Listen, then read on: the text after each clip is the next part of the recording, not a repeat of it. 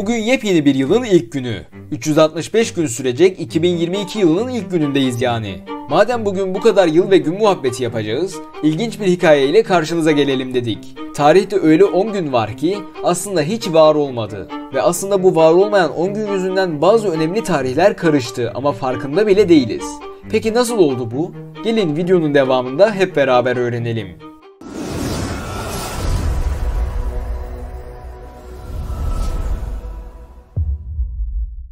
Şimdi biraz böyle entrikalı söyleyince sanki zaman durdu da 10 günü biz hiç yaşamadık gibi anlaşılmış olabilir.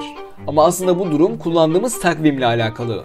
Eskiden Avrupa'da Julian takvimi kullanılırdı. Bu takvim bir günü 365,25 gün, yani 365 gün 6 saat olarak kabul ederdi. O 6 saat tek bir güne yerleştirilemeyeceği için her 4 yılda bir gün fazladan takvime eklenmesine karar verildi. Ama şöyle bir sorun var. Gerçekte dünya güneşin etrafında 365,25 günde dönmüyor. Aslında 365,24219 günde dönüyor. Aradaki bu fark görmezden gelinebilir mi? Aslında tek bir yıl için bakarsanız evet, bu fark yaklaşık 12 dakikaya tekabül ediyor. Çok da umursanacak bir zaman dilimi değil. Ama 100 yıl sonra gerçekte olan zamanın bir gün ötesine geçmiş olacaksınız. Julian takviminde işte bu 100 yılda bir oluşacak fazla gün hesaba katılmamıştı.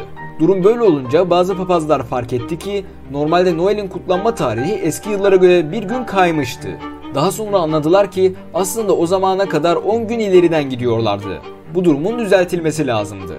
Papa 13. Gregorius da bunun üzerine Clavius'la beraber yeniden takvimi düzenleme kararı aldı. Gregorian takvim hazırlanırken bu 10 günlük sapma da ele alındı. O gün tarih 4 Ekim 1582 idi. Clavius'un da önerisiyle Papa takvimden 10 günü yırttı attı. Yani bir sonraki gün 5 Ekim değil 15 Ekim olacaktı. Aradaki 10 gün hiç yaşanmadı. Mesela 7 Ekim 1582 diye bir tarih hiç var olmadı. Aynı zamanda takvim hazırlanırken bundan sonra böyle bir olay yaşanmaması için yeni bir karar alındı.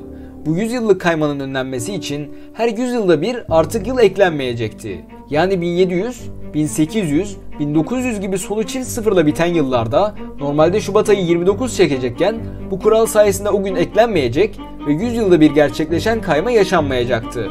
Ama durun bir saniye. Aranızda orta yaştan olan veya yaşlılar varsa hatırlar. 2000 yılında Şubat ayı 29 çekmişti. Bu nasıl oldu peki? Aslında bu da başka bir kuralın gereği. Yine her 400 yılda bir o küsurat yüzünden bir günlük kayma oluyor. Bu yüzden her 400 yılda bir Şubat ayına bir gün eklenmeye devam ediyor. Mesela 1600 yılında 29 Şubat vardı. Aynı şekilde 2000'de de vardı. 2400 yılında da 29 Şubat olacak ama 2100, 2200 ve 2300 tarihlerinde Şubat ayı 28 çekecek. Bu şekilde artık sapma olmuyor tarihlerde. Peki ya şimdiye kadarki tarihlerdeki sapmalar? Yoksa tarihini yanlış bildiğimiz günler mi var? Bilirsiniz Osmanlı zamanında Tanzimat dönemiyle beraber Rumi takvim kullanılmaya başlanmıştı. Ama Rumi takvim Gregorian takvimi değil Julian takvimini esas alıyordu. Yani meşhur 31 Mart vakası aslında 13 Nisan 1909'da yaşandı diyoruz ya. Sebebi bu. 1917 yılında bu hata giderilmişti. Nasıl ki Papa 10 günü takvimden yırtıp attıysa Osmanlı da aynısını yapmıştı. Tabi o zamana kadar bu fark 13 güne çıkmıştı. Yani 15 Şubat 1332 tarihinin ardından 1 Mart 1333 tarihi geldi ve böylece aradaki fark kapanmış oldu. Bu denkleştirmenin ardından mesela Rumi 13 Mart 1334 tarihi miladi takvimde de 13 Mart 1918 tarihine denk gelmiş oldu. 31 Mart vakasında bu durumun farkındayız. Yani 31 Mart vakasının 100. yıl dönümü olarak 13 Nisan 2009 dedik. Ama işte Rumi takvim kullanıldığı zamanlar şöyle bir hata yapılmıştı. 2. Abdülhamit zamanında İstanbul'un fethinin kutlanması yasaktı. Çünkü İstanbul'da o sıralar çok fazla Rum vardı. Kutlama anında Rumlar arbede çıkarabilirdi. Ve böyle bir arbede zaten darda olan Osmanlı'yı Yunanistan'la yeni bir savaşın eşiğine getirebilirdi. Ancak 2. Abdülhamid'in devrilip İttihat ve Terakki'nin yönetimi ele almasıyla bu yasak kaldırıldı ve 1910 yılında ilk defa İstanbul'un fethi kutlandı. Ama yanlış bir zamanda. Kutlamalar Rumi takvimdeki 29 Mayıs 1326 tarihinde yapıldı. Ama bu tarih miladi takvimde 11 Haziran 1910 tarihinde denk geliyor.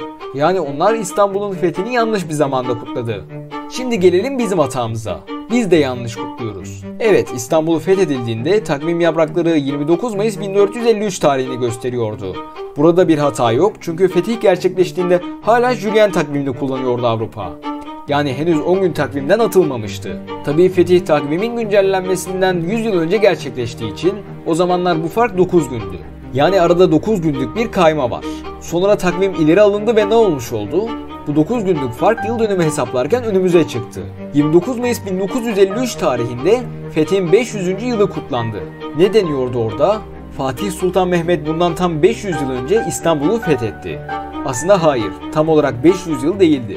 Eğer kutlamalar 7 Haziran 1953'te yapılsaydı o zaman tam olarak 500 yıl olurdu. Bu yıl dönümü karışıklığı milattan sonra 100 yılından başlayarak Gregorian takvimin oluşturulmasına kadar tüm yıllarda var olan bir şey. İşte tarihte hiç yaşanmamış 10 günün hikayesi buydu.